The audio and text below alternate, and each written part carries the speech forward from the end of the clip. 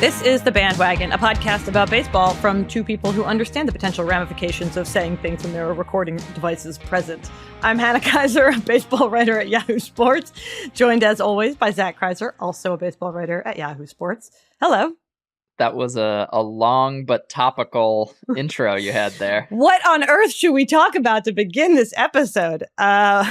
So we thought that we would record after every round to sort of recap what happened, preview what's coming up.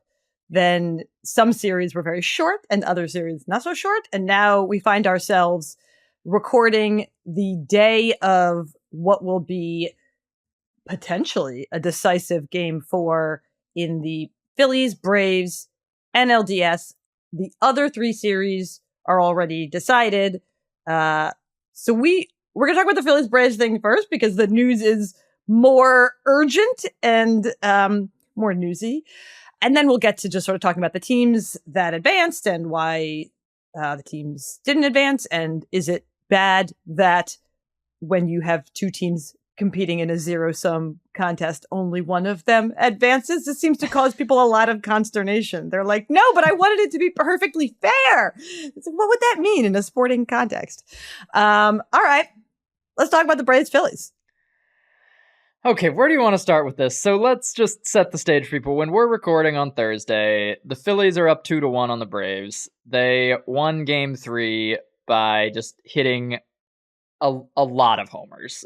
Bryce Harper homered twice, Nick Castellanos homered twice, and the takeaway from this was that Bryce Harper was getting revenge upon the Braves for Orlando Arcia, the Braves shortstop, saying "attaboy Harper" in the clubhouse after game 2, in which the Braves doubled off Harper on an amazing play to end the game. Yes. Yes. Yes. Having been there, we'll cut to the end and then we'll work backwards. So I was not surprised, but I thought it was notable that they did not shy, they being the Phillies, did not shy away from this narrative after the game. There were all these shots, like camera shots, photos during the game of Bryce Harper seemingly looking in Orlando Arcia's direction after the game.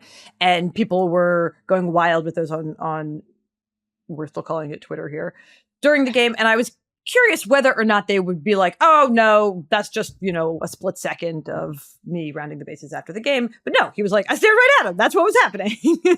He said some shit about me, and then I looked at him when I hit a home run. So it is a thing. If the Phillies had been like, no, I don't know what you're talking about, I would have said, like, this is a total media construct. Orlando Arcia's comments were very mild, frankly. And also they're playing each other, so why not?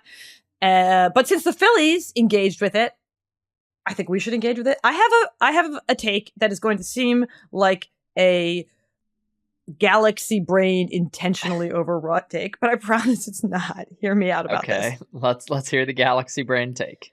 So actually, I guess we need a little bit more setup, which is that the Braves were mad that this got out. The Braves were mad after they lost game 3.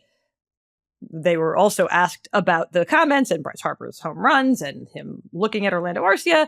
And they chose to make the issue the fact that it should never have been reported that Orlando Arcia was saying this during the time when the clubhouse is open to reporters after game 2.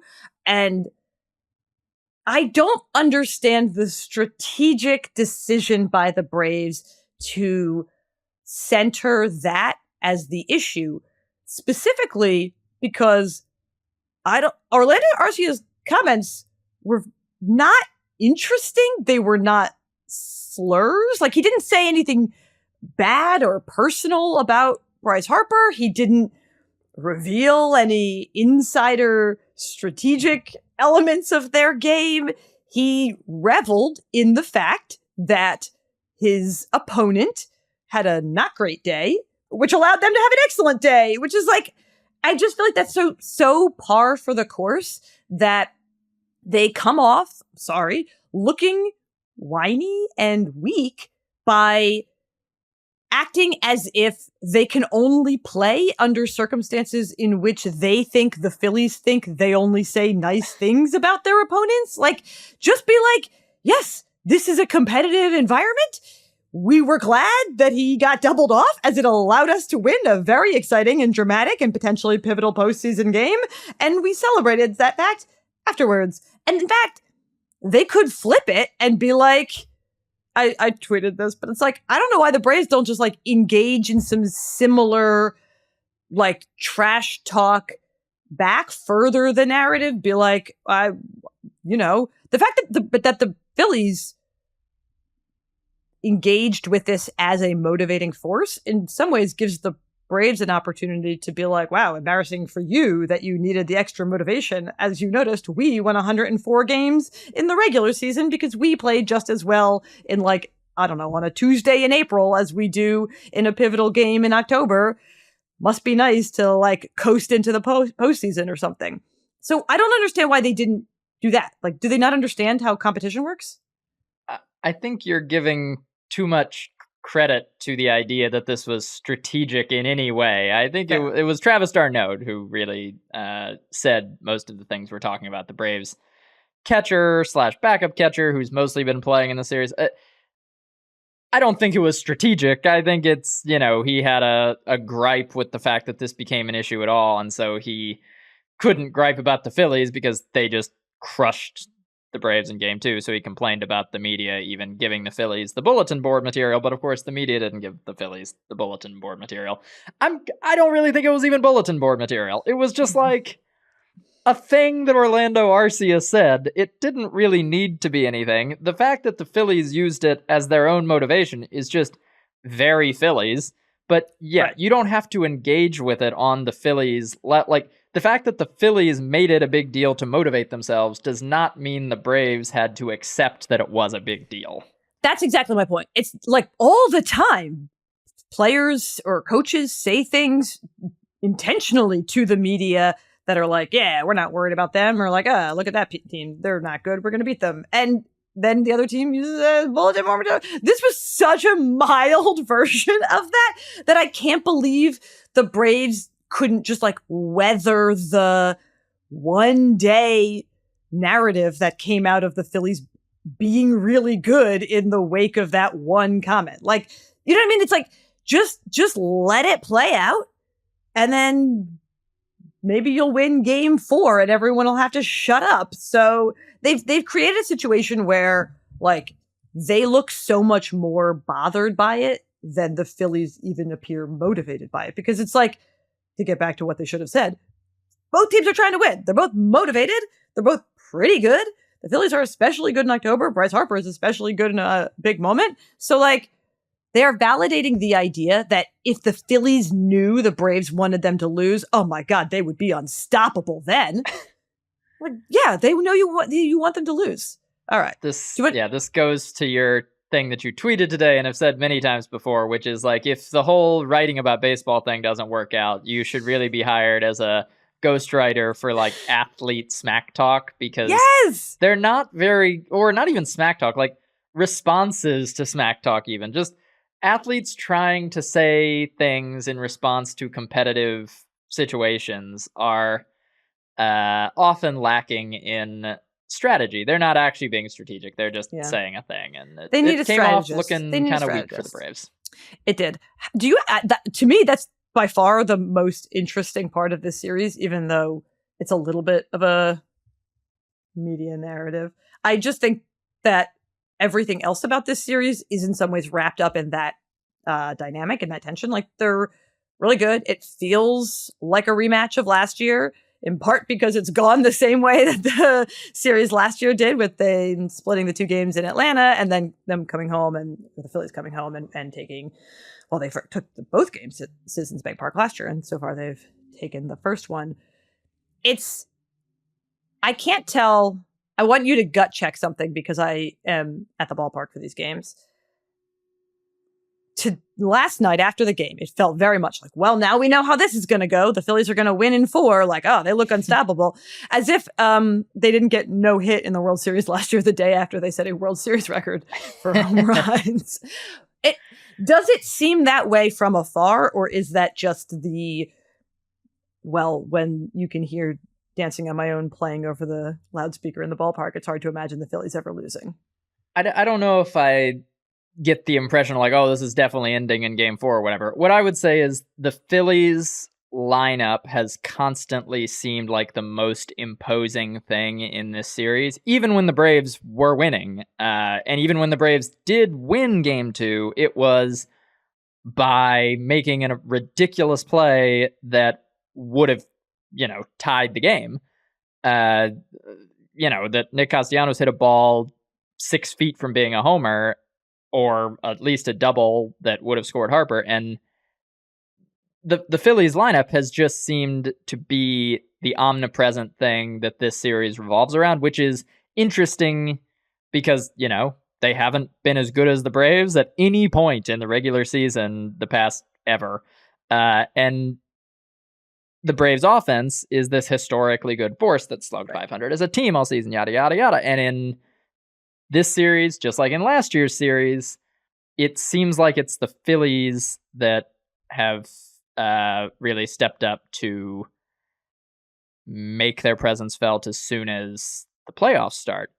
So I think the Phillies lineup has proven itself to be sort of this force against postseason pitching in this moment. I don't really believe in that as like a constant ongoing skill. So it could go away just like it did for a game against the Astros last year. But I do think that you would look at the Phillies lineup and usually say, well, yeah, if all of their best guys are playing and all the Braves' best guys are playing, the Phillies should stack up almost equally. And I think almost what equally we're seeing is key. I think the more notable part is not that the Phillies have been good, it's but that the Braves lineup has not been good. I mean, the more notable part is that the Phillies have been really good because it seems like perhaps they will be the team that continues playing. And so their goodness will be relevant deep into the month. But that I say that, and that also could change in a day because the difference in the series so far has been that the Braves lineup has been nothing like its regular season self. And that, I guess, could change at any time. And then you'd be like, oh my God, it's crazy. But if that doesn't change, I said this to you last night while I was watching the game. The Phillies are a little bit better than they were last year. They have Trey Turner and other things, but mostly that. They have Trey Turner and he's playing well. I would say the other thing, just adding on to that, is that Brandon Marsh is much better than he was last year. Yes. Bryson Stott's better than he was last year. And their defense in the outfield is not a complete, Magic 8 ball of outcomes because Johan Rojas emerged as a real center fielder. And Bryce Harper plays first base now. Carry on. Thank you. So the Phillies are a little better. Honestly, none of the other teams in the postseason, other than potentially the Braves, look better. The ones who were there last year, look better than they were. I mean, the Rangers are better than they were last year when they lost 94 games. But there's, I'm not sure if this is making any sense. It's like watching the Phillies this year, knowing how last year played out, which is, look, really good teams get bounced from the postseason all the time. But knowing how last year played out and seeing this Phillies team, if you were only looking at the Phillies, you'd be like, oh, well, they'll win the World Series because last year they got there and now they're better. And I am curious to see how that stacks up against the fact that the postseason is still something of a crapshoot, and good teams do get bounced all the time. That said, I do not feel especially shocked at the way the other series played out, even if pure standings wise, it is an upset. Should we talk about some of them? Let's talk about some of them. What do you want to go to first? Well, last night, the Diamondbacks completed a sweep of the Dodgers. And that, on paper, that one should have been especially surprising. But then when you think about it and you look at who the Dodgers had pitching, you're like, yeah, of course, because you and I should have pitched for them. I don't know, who else? Yeah. I don't think it was wild to believe, okay, maybe since they lined up Merrill Kelly and Zach Gallen, the Diamondbacks could eke out this series and win it. But the nature in which they won this series was, I think, pretty shocking. I mean, the Dodgers had nothing. They led, I think, for like, I don't think they led at any point in this series. I think they were tied for like 6 outs. I mean, this was a demolition. And we say that, oh, look at who they had pitching, but Clayton Kershaw was good this year. It's not like he was getting blown up. He was hurt. He was compromised, but he's been compromised the entire second half, and he's been fine. He's not giving up 6-run innings all the time. Bobby Miller, the guy who started game 2, has been better than the 2 Diamondbacks aces the second half. I mean, you can say, yes, the Dodgers didn't have the pitching that they expected, but you're just comparing the Dodgers to themselves. And even the lesser version of the Dodgers, by all evidence for the rest of the year, was still better than the Diamondbacks. They just got blown off the face of the earth. I mean, this was a complete shellacking. Geraldo Perdomo hitting homers off of you is probably a sign that it's not your day. And the Diamondbacks just really won this series thoroughly. And a lot of that was, you can't really get around it other than the Dodgers had a lot of critical failures that weren't because they weren't good enough. It was because they weren't good enough right now. Right. I should not say that like, oh yeah, I totally saw this coming, because the Diamondbacks were 22nd out of 30 teams in the regular season in home runs. And then they set a record with 4 home runs in 1 inning. So yeah, I didn't see that coming. I just mean more that like, and I think, oh gosh, I'm going to do a bad job and not remember who wrote this. Somebody, maybe it was Mike Petriello, wrote a good story about like, well, when you are comparing regular season win totals, you are assuming that the team is playing like they were, like you're condensing down 6 months into an essential essence. He didn't actually phrase it this way, but like, and assuming that that is what's going up against the other thing, as opposed to like, and I don't mean like, oh, whoever ends September hot is going to win. I just mean like literally the teams are different. There's injuries, there's additions. There is, I guess, hot and cold streaks that do have some relevance, but like, and maybe this series is less an example of that. I felt that way, especially, I guess, about the Rangers versus the Orioles, where it felt like this is like when you look at these lines, if you didn't know the win totals from this season and you just compared the talent level of those two teams, I don't think you would be terribly shocked to know that the Rangers came out on top. I just like, they are a very talented team. They are an intentionally very talented team. And that doesn't negate how well the Orioles played over the course of 6 months, but they have holes, and like they're a flawed team that played very well over the long haul. Does that make sense? Yeah, and I think you do see that with the Diamondbacks too, in that Brandon Pfaadt, the rookie starter who went 4 1/3 in Game 3 last night, he was absolutely terrible for like the first half of the season. I mean, he didn't have, there was no redeemable quality of what he was doing, but he was a top prospect. They figured out some adjustments, and his, in the same way, an 84 win stat line probably doesn't tell you everything about how the Diamondbacks are right now.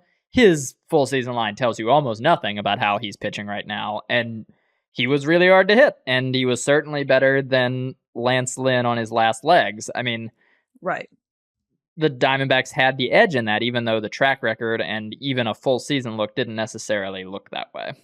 Right. And yes, exactly. Like some of those Dodger wins came from a like short spurt of Lance Lynn looking totally rejuvenated by his trade to the Dodgers. But Lance Lynn is not really like a ace postseason starter at this point in his career.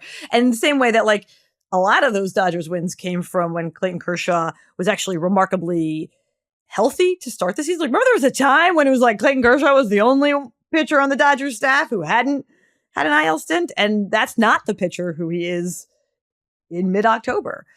I did not watch almost any of that series, I say, after we spoke about it for several minutes, because it was happening on the West Coast, which is late on the East Coast, which is where I was covering baseball games. And so for the most part, it was taking place like while I was in the clubhouses after games. So only knowing the outcomes and the most notable like Clayton Kershaw was sad. The Diamondbacks hit a lot of home runs.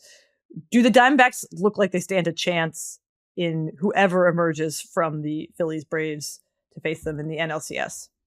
Sure, everyone stands a chance. I mean, they haven't lost yet this postseason, so I think they will lose at some point. But hot take there, I know. But you have to give some credence to the top of a lineup that is really hitting. I don't think they've done anything that makes you change the basic nature of your understanding of them. But I thought they were a pretty decent team before. Yeah, you can gloat a little. You can spike the football. Yeah. I thought this was a pretty decent team coming into the season that had a lot of upside because they had Corbin Carroll, because they had a lot of young guys who demonstrated talent. It wasn't that they'd all proven they were good major leaguers, but you're seeing some of them figure some things out or even just show flashes at pretty much exactly the right time. I mean, Alec Thomas has not been a good major league hitter at any point until like this week, but that's pretty good time to turn into one. And then, they do have guys who can really stand up to the best talent in Christian Walker, Kettle Marte, who are performing well. So, they stand a chance. I wouldn't favor them against either the Phillies or the Braves, and I think it would create a similar level of shock if they took down one of those teams. But I don't know, the Cardinals from 2008 or 6 or whenever exist that won 86 games in the World Series. It's going to be a feature or a bug, depending on your perspective, of the 12-team playoff that you're sometimes going to have a team like the Diamondbacks who just get in, and that's all they need to trampoline to something really great. And I will say about the Diamondbacks, that last thought on the Diamondbacks, they were really, really good. They were leading the Dodgers after a couple months of the season. They were terrible for I think they lost 25 of 32 at one point in the late summer. And so if you believe that maybe there's a version of the Diamondbacks that existed both before and recalibrated itself after that stretch, you don't have to think of it as just an 84-win team. You can think of it as a team that was inconsistent, but at its best was a threat. This is my point. Yes, that is my point. I'm going to make a quick little point about the whole, we don't have to totally engage with the, is this postseason format good or bad if sometimes underdogs win? But I would just like to say about that subject matter that, I don't know why we are so prone to disregarding what happens in the month of October as necessarily a small sample size, and then not applying that same logic to the number of games that separate teams in the standings. Well, that's also kind of a small sample size. Maybe not the Dodgers and the D-backs. The D-backs are a uniquely low win total to be applying that logic to. But in some respects, I'm well, yeah, over 2 weeks, which is the 14 games, which is the number of games that separate the Braves and the Phillies, you could really be wow, any team could do better than the other team in that stretch. So who's to say that the Phillies wouldn't? That's all. We're not playing. My point is the regular season isn't so long that it flattens out all noise such that you are left with truly, you know what I mean? Does that resonate with you? Yeah, it is basically a scientific trial, but the conditions are not the same throughout. And that's the part that people don't really want to think about. The Braves had pretty much no significant injuries in the lineup the whole season. Right. The Phillies played without Bryce Harper for a month. Right.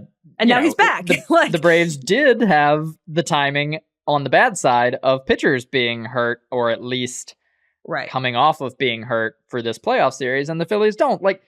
You can pick and choose the timing all you want, but it's never a secret that this is when the games matter more on a microcosmic level. That is known all the way through. It's not unfair that we get to October and teams are in different places than they have been all season. That's just the nature of it. If you are of the opinion that we should determine baseball championships like the English Premier League determines soccer championships with whoever's the best at the end of the regular season wins, that's a perfectly fine opinion to hold. But the concept of it, you can't really apply that logic to the playoffs and think you're going to get anywhere. It just doesn't work. And to your point about injuries, it's like, I think even if we did do that, we would still be like, oh no, but this team would have done X if not. And you're like, yeah, exactly. Like there's nothing magical about the denominator being 162. That means that like whatever number you put on top of that is the true talent of that team. That too is reflective of circumstances and a lot of little small sample sizes just lined up next to each other to make a larger sample size, but each one had its own unique set of circumstances. Like that's my right. Like we could talk about this all day. Yeah, I will say you don't have to worry about the just huge scale. Is this the best version of baseball it could possibly? You do not have to line it up next to some idealized non-existent form of the sport you think might exist. We did this for years with, are there not enough stolen bases? Are the games taking too long? We fixed that, and now everyone's like, well, let's complain about something else. And also, we could just enjoy the games. We're very, it's like only in the postseason do we do the hypotheticals. You know what I mean? It's like, what if they hadn't changed the rules? Would the standings have been different after 100? It's like, yes, everything would be different if things were different. Like if things were different, then the results would be different. All right. Let's do the Rangers sweeping the Orioles, and then we'll get back to the Astros in 2 minutes just because we kind of lumped them in with the D-backs sweeping the Dodgers. I got to see the first two of these games down in Baltimore. It was a bummer for the Baltimore fans, which is a bummer for East Coast baseball writers because Camden Yards is beautiful and they have a well-situated press box. It's a great view. You do have to pay attention because it's really in the line of fire from foul balls. And I enjoyed the Rangers, and so the results of this series I'm fine with.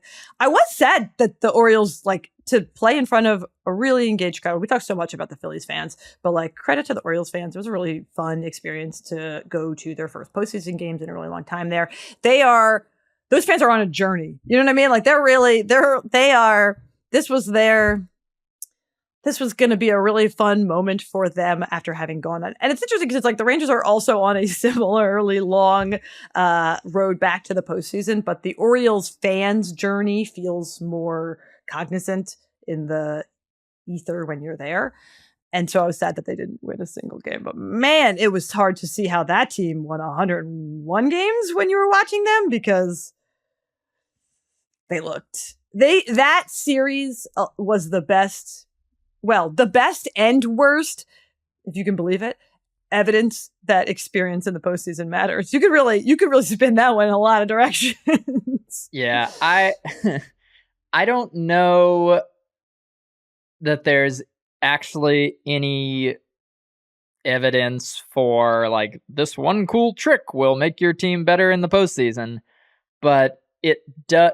I don't think it's experience necessarily. I do think there's something to the length that starting pitchers can provide. And it's not saying you have to, that you can foresee which starting pitchers will give you length. But clearly one of the advantages the Rangers had was that Jordan Montgomery and Nathan Eovaldi were just attacking, going deep into the game, and they just erased the advantage we thought the Orioles had on the Rangers, which was the bullpen. It's just, They made it so that was not relevant.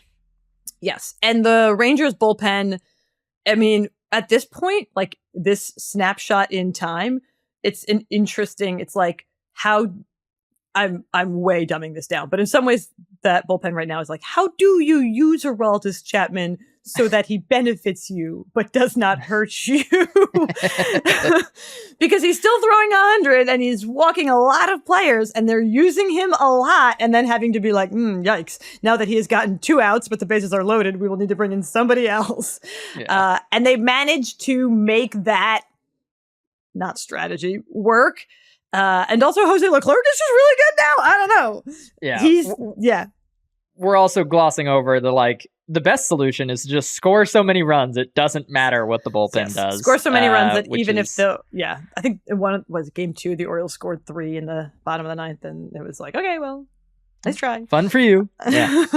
No, the Rangers Corey Seager is getting Barry Bonds treatmented, and then all the guys behind him are hitting like crazy. So, there's not much you can do about like Josh Young and Evan Carter, 2 rookies going nuts all the way through the playoffs so far. Mitch Garver hit a grand slam. I mean, the Rangers lineup, which you can point this out as a timing thing too. This was true for a lot of the season, that the Rangers lineup was 1 through 9 amazing. Yes. They weren't that for a little bit because of a series of injuries and cold streaks, whatever. And now, honestly, they might be 1 through 10 amazing because they were like, oh, Evan Carter's here now. He's good. So they're just really dangerous, which was true. This was the team that led the ALCS for so much of the season. It's not, like you said, it did not feel shocking that this team would be capable of beating a 100-win team. Yes. This is what I wrote after that series ended, which is that, through the first 2 games of the season, the Texas Rangers scored 27 runs, and then they led the majors in runs through May. They led the majors in runs through June. They led the majors in runs through July. And then they had a rough late August, and they finished 3rd in runs. But you're right. It's like, if the season were only 4 months long, they would be like, you would be like, how's anyone going to stop this team? The bullpen still looks beatable. Yeah, I will say, let me give you a comp for the 2023 Rangers that I think it's sort of like if you flip it in reverse, it makes sense. I think the 2023 Rangers are something akin to the 2019 Nationals, where they had their good part first instead of in the second half, but the concept is the same. We talk about bullpens as being kind of these agents of chaos. They're important because they can eat up a lot of innings and win you a lot of things in the postseason, but it's also important when a bullpen is bad and creates a false idea of what a team is in the regular season, which is pretty much the case with the Rangers. They were better than 90 wins by any metric you want to look at. They were just very bad at holding on to close wins because the bullpen was bad. And in the playoffs, they can sort of walk that back a little bit. I say this after picking against them twice, so it's not like I saw this coming. But I think what they're doing is really narrowing down to their best relievers and trying to bulk up on starters, and also using some of the starters that they can't use to start in relief, which seems like they're going to get another boost there if Max Scherzer and or John Gray come back for the ALCS. So I see a way where this works, where the bullpen is no longer a liability because it's no longer anything like the bullpen that they were using in the regular season, and you kind of have to adjust your mental idea of them that way, which is very much the strategy the 2019 Nats used to win. It pains me to ask this question, to even put it out there, but if Max Scherzer convinces Bruce Bochy and Chris Young that he's healthy enough to be put on the ALCS roster, does that make them better or worse? I'm sorry. I think it makes them better, but they do have to take him out after, he should be on the Clayton Kershaw plan, not the giving up 6 runs part, but the 4 innings and out part. Yes. He should be on that schedule. Because I do think Max Scherzer inning for inning is better than, whoever the alternative would be for the 3rd or 4th starter, right. Andrew Heaney. Andrew Heaney works well in certain situations, but it helps if there's a really weird wall, like in Baltimore, and I don't think that's put some be the respect case. on Andrew Heaney's name. Martin Perez, like all of these guys are useful, but they are not necessarily who you'd want to start a game over Scherzer, I don't think. Right. That is, I have an almost a premonition of Max Scherzer making a heroic comeback to start, I don't know, game 2 or 3 of the ALCS, and then getting like shellacked in the 4th inning. And it's like, we're gonna run out of gas. You're right. Short leash. Get your bullpen up early. Those games go quick now with that pitch clock, Bruce Bochy. Remember, you gotta start warming people up before you think you need them. Yeah, they should piggyback them. They should piggyback. Piggybacking is basically you take 2 starter quality pitchers and pitch them in the same game back to back, so that a lot of times you can do a righty and a lefty, which the Rangers could do with Scherzer and Heaney, and it can mess with the lineup. It could, make the other team sub in guys, and then you can replace the lefty with another righty. It could give you advantages. Doesn't really work with the Astros, I will say. That specific one really doesn't help. All of their hitters are just don't care what handedness the pitcher is. It doesn't really matter. But they could still try that to some effect with Scherzer. Yes. So they will be going up against the Astros. We're going to find out if the Texas is big enough for both of them or not. And if it's well, it's definitely not. The concept of right. the playoffs. And if it's small enough for me to drive between those two cities, or if it's so big that one would have to fly between two intrastate rivals. They'll be facing the Astros, who made their, seventh straight ALCS by beating the Twins. They defeated the Twins 3-1. Justin Verlander gave a very funny speech in which he was like, this has been a rough season. You guys had to be without me for a while. That sucked, on the flip side, Carlos Correa gave a speech now on the Twins about how Martin Maldonado is very good. Do you think Astros fans will be will be heartened to hear that when Dusty Baker inevitably has Martin Maldonado starting every game of the ALCS? Are Astros fans anti-Martin Maldonado? Are they worried about that? Oh, dude, yeah.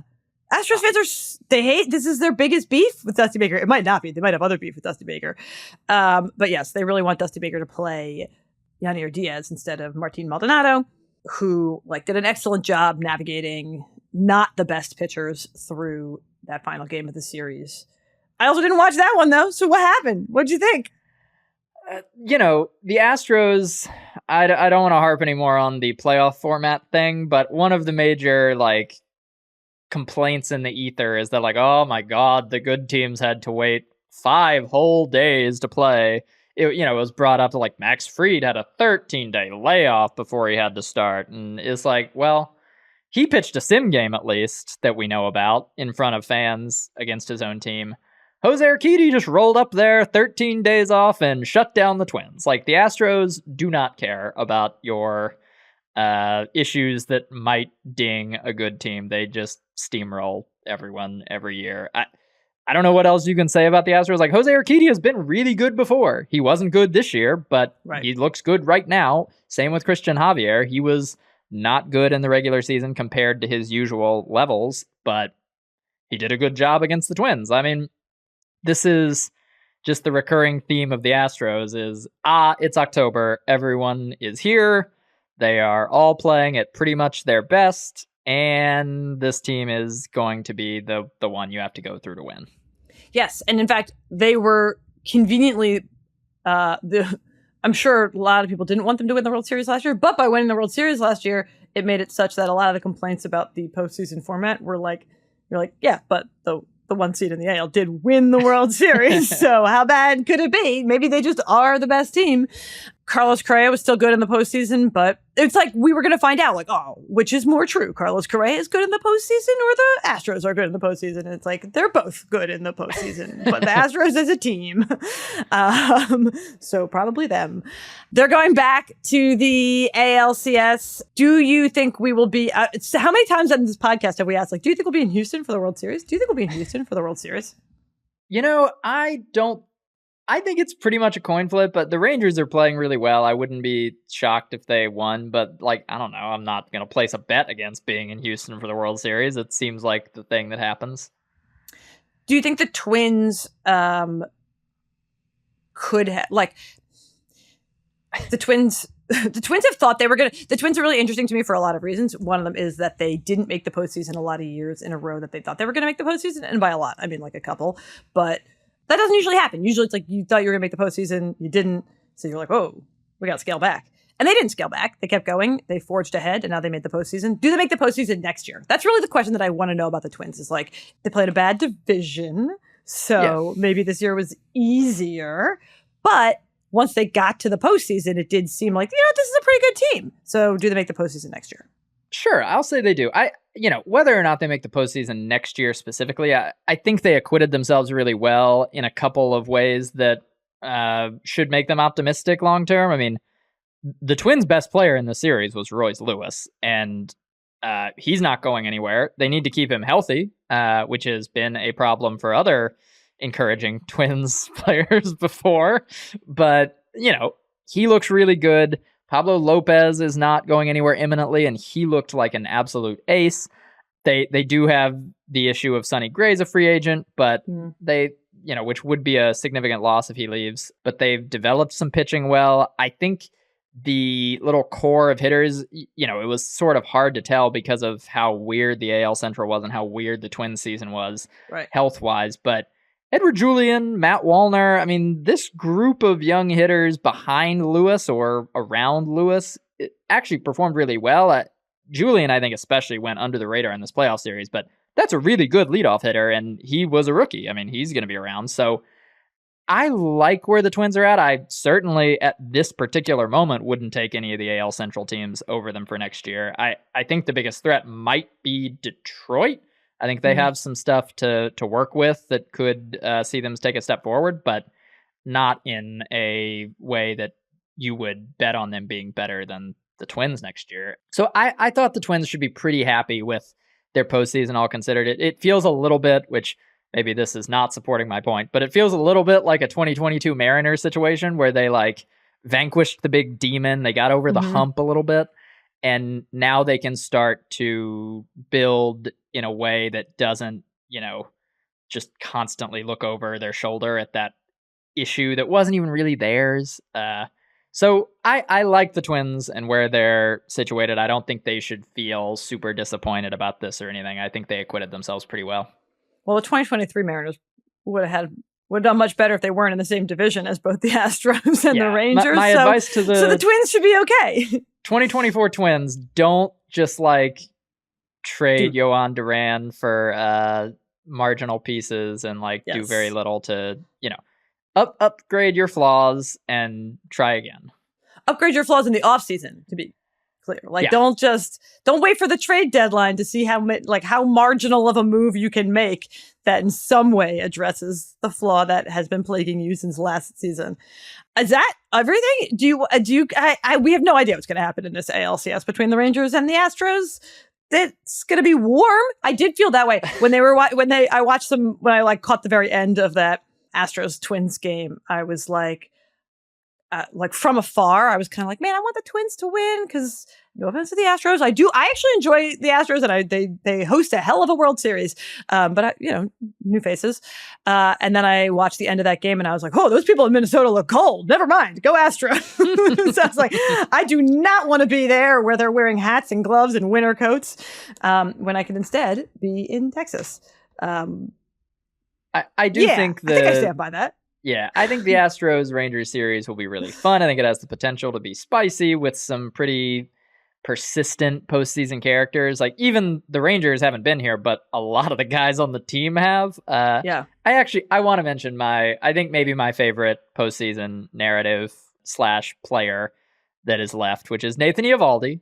He has just kind of established himself as a dude who's going to be remembered for his October performances, maybe more than his regular season career, which, he's been very good as a pitcher, especially after he escaped, New York and kind of reinvented himself.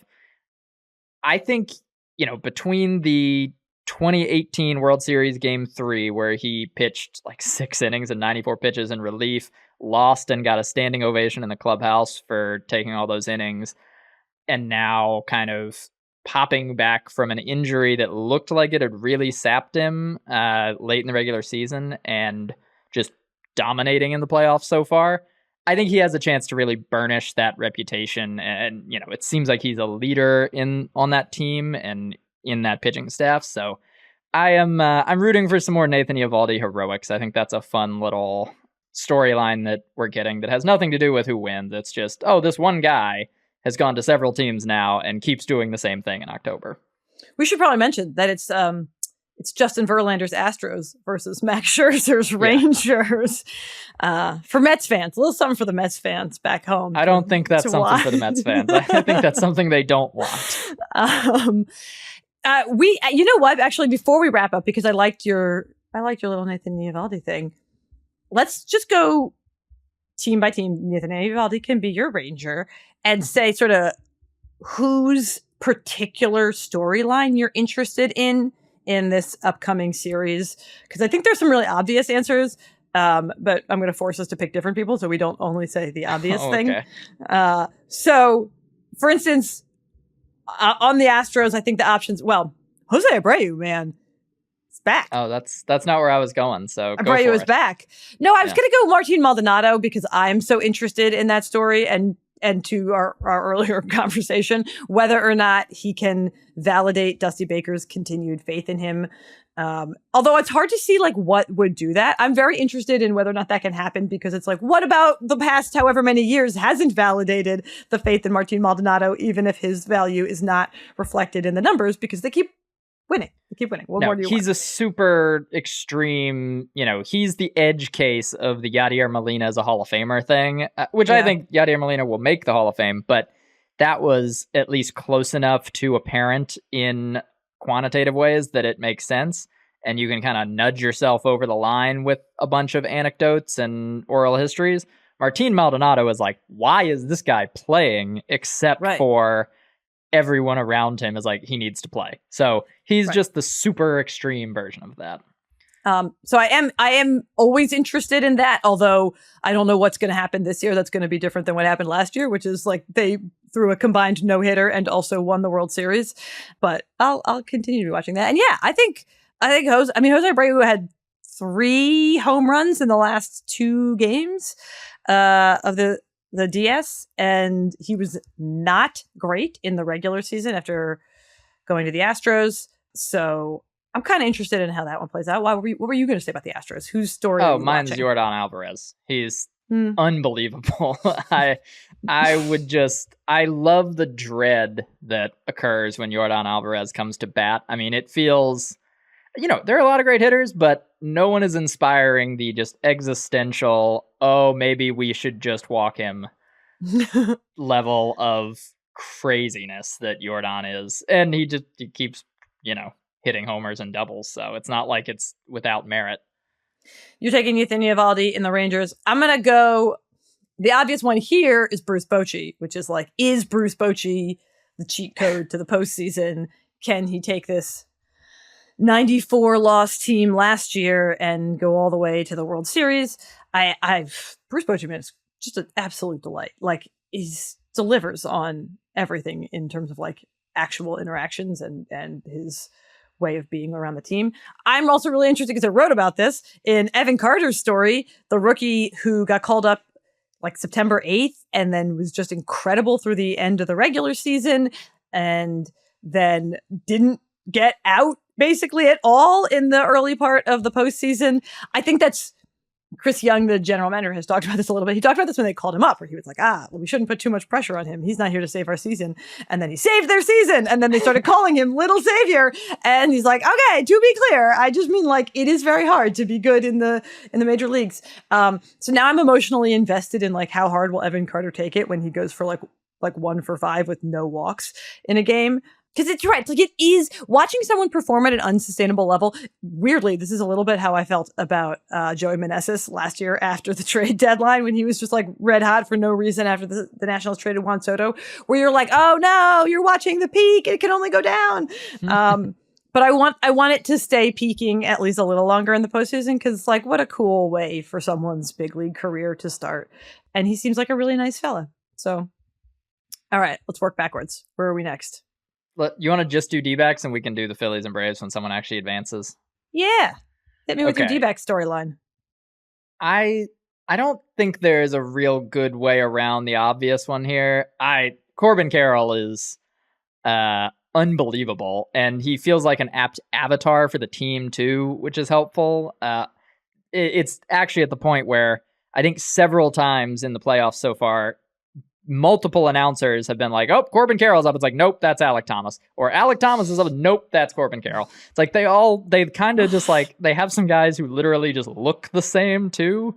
But Carroll has been playing at a peak level, and everyone knows who he is because he's going to win Rookie of the Year. He was a super top prospect and who's performed as expected or better. But I think he's, by doing it at the exact time he is and on the stage he is, I think that's the interesting part of, is this the beginning of a very long Corbin Carroll star of the Diamondbacks narrative for years and years and years? And I think it would be very satisfying if we at least exit the postseason with that as a thing to look forward to. Yeah, that probably is the only correct answer on the D-backs. I mean, I am very partial to Zach Gallen, who felt slighted by the Cy Young results last year and is now, the best. He's the ace on this Diamondbacks team that's making like a fun little run. I also just enjoyed that like Evan Longoria is on this team. So I hope he does well, because I find that like I'm delighted that how old is he? 30? Is he 38? I think. 38? Yeah. He's just, because right, it's like the juxtaposition. If you're going to go Corbin Carroll at however old Corbin Carroll is, then I'm going to take 38-year-old Evan Longoria. I'm like, I'm stalling because I'm trying to be like, has he done anything in the postseason? You know what? Yeah, he's been good. He's got 3. Yeah, he's got, all right, cool. He's played good defense too, which is an interesting thing for a 38-year-old. He's batting 167. Yeah, okay. He's played good defense. Let me say that. He had several key defensive plays against the Brewers. Great. I love that. All right. Well, then keep doing that, Evan Longoria, because I'm enjoying it. I haven't seen it, but I'm enjoying it. Look, it's hard. All right. We're getting down to only 2 series soon, and then I'll be able to watch a lot more holistic roundup of all the baseball. All right. That's all we've got for you this week. This Phillies-Braves game is in like a few hours. I mean, it's actually in a lot of hours because it's really late. Ban 8 p.m. You have starts. to go to it in a few hours. I do have to go to it in a few hours. And yeah, it's going to be, I thought this, like watching the end of that game too in Atlanta, I was like, oh my God, these games in Philly are going to be so intense. And the first one was, so I'm pretty excited about the second one.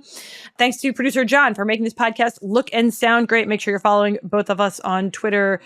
I still says Threads and Blue Sky in here. I haven't even been on those apps in forever. Instagram. Also, just go to Yahoo Sports. We should plug that. We're writing so much. Sorry. Forget all the other plugs. This podcast, we're plugging the fact that you and I are writing essentially every day. And you can find it on yahoosports.com. And that's where you should look for us. If you made it this far, subscribe to the podcast, the YouTube channel, leave us a 5-star review, tell a friend. We'll be back next week. Yeah. Sometime. We'll be back. It's Thursday, so it'll probably be next week. We'll be back next week with another episode of The Bandwagon.